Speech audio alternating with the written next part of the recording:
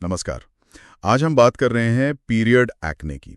ये एक काफ़ी आम त्वचा समस्या है। हाँ, बहुत कॉमन है। हमारे पास जो जानकारी है वो एक व्यक्तिगत कहानी पर आधारित है, आयशा नाम की एक महिला की। हाँ, उन्होंने इससे निपटने के लिए कुछ होलिस्टिक तरीके अपनाए। बिल्कुल। तो चलिए देखते हैं इसमें क्या खास है। तो कहानी ये है कि आयशा जब अपने 20 की उम्र के शुरू में थी, हाँ। उनको पीरियड से करीब एक हफ्ता पहले चेहरे पर, खासकर ठुड्डी, जॉलाइन, गालों पर बड़े जिद्दी और दर्द वाले मुहासे होने लगे। ओह हाँ, ये टिपिकल पैटर्न है हार्मोनल एक्ने का। हाँ, और जाहिर है इससे काफी परेशानी होती थी, मतलब उनके कॉन्फिडेंस पे भी असर पड़ रहा था। बिल्कुल पड़ता है। स्किन इश्यूज का सीधा असर मेंटल वेलबींग पर होता है। तो शुरुआत में उन्होंने क्या किया, वही जो शायद ज्यादातर लोग करते हैं, बाजार में मिलने वाले प्रोडक्ट्स ट्राई किए। Over the counter creams, lotions, हाँ, कठोर क्लिंजर भी आजमाए, खाने पीने में भी कुछ बदलाव करके देखे। लेकिन कोई पक्का मतलब लंबा चलने वाला हल नहीं मिला, है ना? नहीं मिला।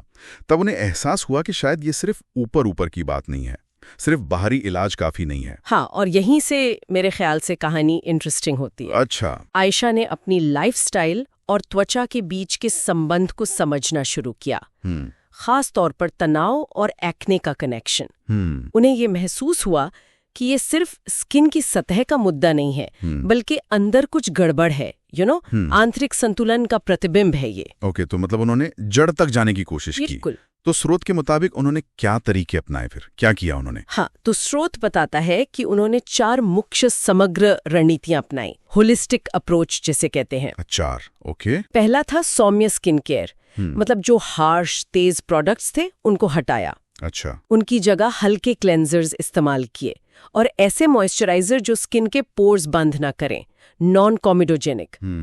सबसे जरूरी, उन्होंने अपनी स्किन की सुरक्षा परत मतलब स्किन बैरियर का ध्यान रखा। ये खासकर हमारी भारतीय त्वचा के लिए बहुत जरूरी है, जो काफी सेंसिटिव हो सकती है। सही बात है, ये स्किन बैरियर वाली बात काफी अहम है। और दूसरा तरीका क्या था, डाइट से जुड़ा हुआ? हाँ, दूसरा था पौष्टिक आहार।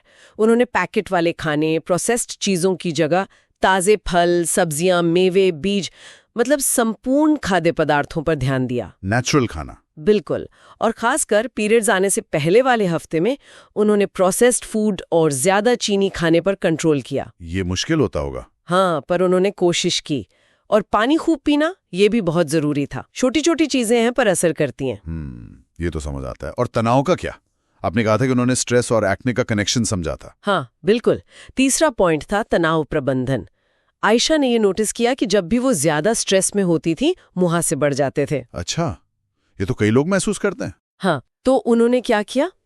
गहरी सांस लेने के व्यायाम, छोटे छोटे ध्यान सत्र मतलब मेडिटेशन, ओके, रोज थोड़ी देर टहलना और सबसे जरूरी पूरी नींद लेना, इन आदतों को अपनी रूटीन में शामिल किया। बस रोजमर्रा के तनाव को कम करने के लिए। ये सब तो ओवरऑल हेल्थ के लिए भी अच्छा है। एग्जैक्टली। और चौथा? हाँ, चौथा क्या था? चौथा था अपने मासिक धर्म चक्र को समझना, मतलब अपने पीरियड साइकिल को ट्रैक करना। अच्छा, ट्रैक करना। हाँ, इससे उन्हें ये अंदाजा हो गया कि महीने के किस समय उनकी स्किन ज्यादा सेंसिटिव हो जाती है या कब ब्रेकआउट का खतरा ज्यादा होता है। ओके, तो उस टाइम वो ज्यादा ध्यान रखती थी। बिल्कुल। उस दौरान वो अपनी स्किन की खास देखभाल करती थी। तो ये सब बदलाव उन्होंने किए, नतीजा क्या रहा? कुछ फर्क पड़ा तुरंत? देखिए, स्रोत तो यही बताता है कि बदलाव रातों रात नहीं हुए, इसमें टाइम लगा। लगता ही है। लेकिन जो परिणाम मिले वो स्थिर थे, टिकाऊ थे। उनके पीरियड एक्ने की फ्रीक्वेंसी और गंभीरता दोनों काफी कम हो गई। अच्छा।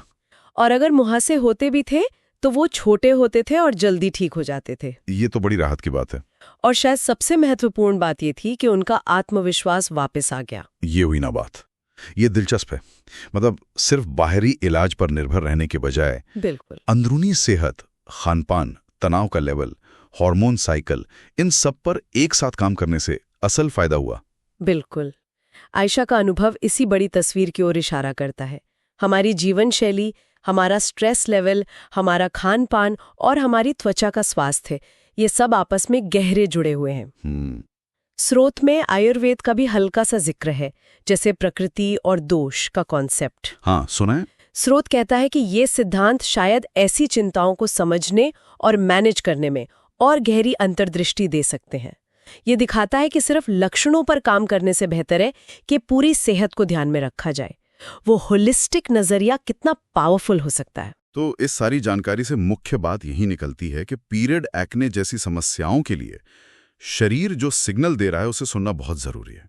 हाँ, सिर्फ बाहरी तौर तरीकों के साथ साथ अपने अंदरूनी स्वास्थ्य और संतुलन पर ध्यान देना शायद ज्यादा प्रभावी तरीका हो सकता है। बिल्कुल। और ये हमें सोचने पर भी मजबूर करता है ना कि इन खास रणनीतियों से परे ये जो पूरा होलिस्टिक दृष्टिकोण है, ये हमारे शरीर के बाहरी संकेतों और हमारे अंदरूनी संतुलन के बीच के गहरे रिश्ते के बारे में क्या बताता है। क्या हमारा शरीर लगातार हमसे कुछ कहने की कोशिश कर रहा है, बस हमें थोड़ा ध्यान से सुनने की जरूरत है? ये एक सोचने वाली बात है।